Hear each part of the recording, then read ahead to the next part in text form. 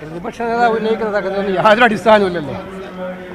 അതൊക്കെ അടിസ്ഥാനരഹിതമായിട്ടുള്ള ആരോപണമല്ലേ ഉന്നയിക്കുക. അദ്ദേഹം ഈ 10 വർഷമായിട്ടും ജനങ്ങൾ നൽകിയ 10 വർഷത്തെ അദ്ദേഹത്തിൻ്റെ ഭരണത്തിന് ജനങ്ങൾ നൽകിയ വിധിയെക്കുറിച്ച് ആദ്യം മനസ്സിലാക്കണം, ഉൾക്കൊള്ളണം.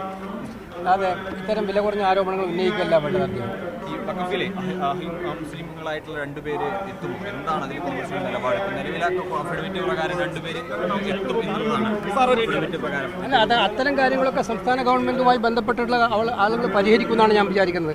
നമുക്ക് ദേശീയ തലത്തിൽ സ്റ്റാൻഡുണ്ട്. തീർച്ചയായിട്ടും വഖഫിന്റെ ബില്ലിന്റെ കാര്യത്തിൽ കോൺഗ്രസിന്റെ ദേശീയ നിലപാടുണ്ട്. ഇവിടുത്തെ ഗവൺമെന്റ് ഒരു മര്യാദ അവരാലോചിച്ച് KSU പ്രസിഡന്റും ഇന്നലെ വലിയ സങ്കടം പറഞ്ഞു, തനിക്ക് വലിയ സങ്കടം ഉണ്ടായി, മുഖ്യമന്ത്രി മൈൻഡ് ചെയ്തില്ല എന്നുമായി ബന്ധപ്പെട്ട് KSU-കാരെ പാടെ അവഗണിക്കുന്ന നിലപാടിലേക്ക് കാര്യങ്ങൾ പോവുകയാണോ? ഞാൻ KSU-വിൻ്റെ പ്രസിഡന്റായിരുന്ന ആളാണ്. അപ്പോൾ KSU പ്രവർത്തകർക്ക് സന്തോഷകരമല്ലാത്ത എന്തെങ്കിലുമൊക്കെ കാര്യങ്ങൾ നടന്നിട്ടുണ്ടാകുമോ എന്ന് എനിക്കറിയില്ല. ചിലപ്പോൾ നടന്നിട്ടുണ്ടാവുമായിരിക്കും.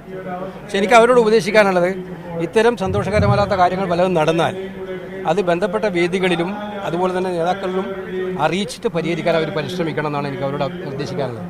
കാരണം ഈ ഗവൺമെൻറ് കേരളത്തിലെ കോൺഗ്രസ്സുകാർ മാത്രമല്ല, ജനങ്ങളാകെ പ്രതീക്ഷിച്ച് അധികാരത്തിൽ വന്നൊരു ഗവൺമെൻറ്റാണ്.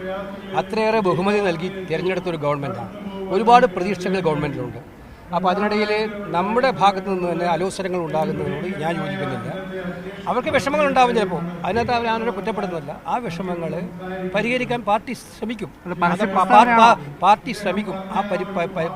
അവരുടെ പ്രശ്നങ്ങളും പരാതികളും ഒക്കെ തന്നെ പരിശ്രമിക്കാൻ പാർട്ടി ശ്രമിക്കും, ഗവൺമെന്റ് ശ്രമിക്കും എന്ന് തന്നെയാണ്. അല്ല, ഞാൻ പറയുന്ന ഇത്തരം കാര്യങ്ങൾ നമ്മുടെ പാർട്ടി പ്രവർത്തകർക്ക് മനോവിഷമുണ്ടാക്കുന്ന കാര്യങ്ങൾ ആരും ചെയ്യുന്നതാണ് എൻ്റെ